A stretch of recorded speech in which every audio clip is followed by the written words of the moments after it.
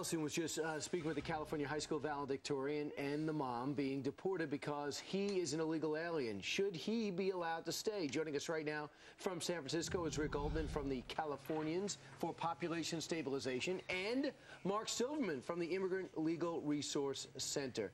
I guess, Mark, let's start with you.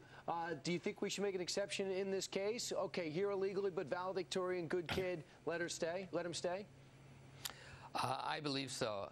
There's something wrong with our immigration laws when they end up deporting our best students. Someone like Arthur, who came here without choosing to come here when he was a child.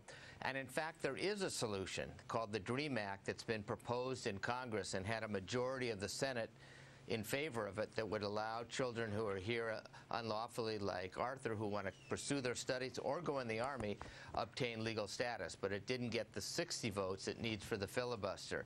I think as someone, a baby boomer who can retire in a few years, I need people like Arthur to have good jobs and pay into my Social Security. And certainly, Rick, since the American education system has spent money giving Arthur this wonderful education, he excelled at it. And let's remind people and our audience, his family came here legally. They entered on visas, legal visas, and they were fleeing their country of Armenia. They were seeking asylum here. And our government decided that they should go back to Armenia because they didn't think that their political asylum case was warranted. What do you think? Well, certainly this is sympathetic, and I do sympathize with Arthur, and I can see how difficult it would be because he did come here when he was 2 years old.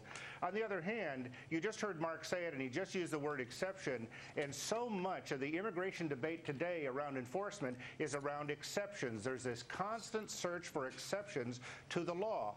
Now, as tough as it may be, the family has had their day in court. They've had 3 days in court. The Ninth Circuit was the third bite of the apple, and for the Ninth Circuit to deny their application really says something. They do have a final choice. I believe they can appeal to the U.S. Supreme Court.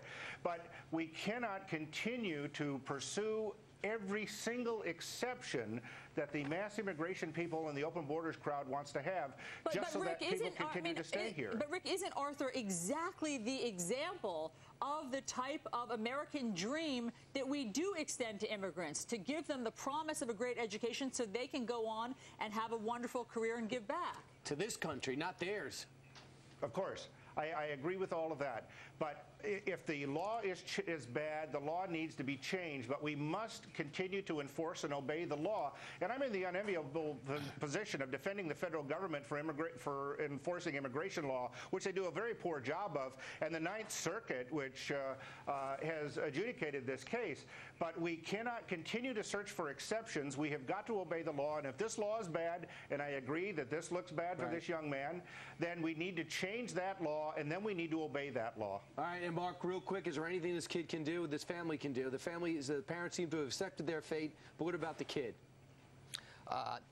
They should pursue, I've advised them that they should pursue getting a private bill from for example, from Senator Feinstein to allow Arthur to stay and pursue his studies at UC Davis.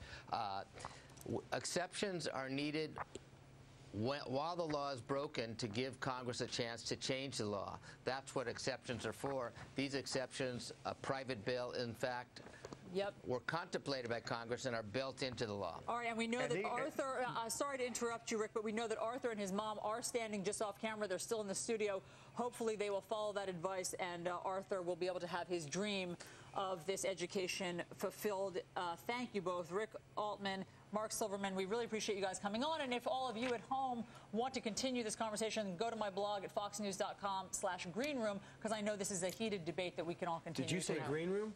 Yes, that's my blog, all right. Yeah, Gretchen is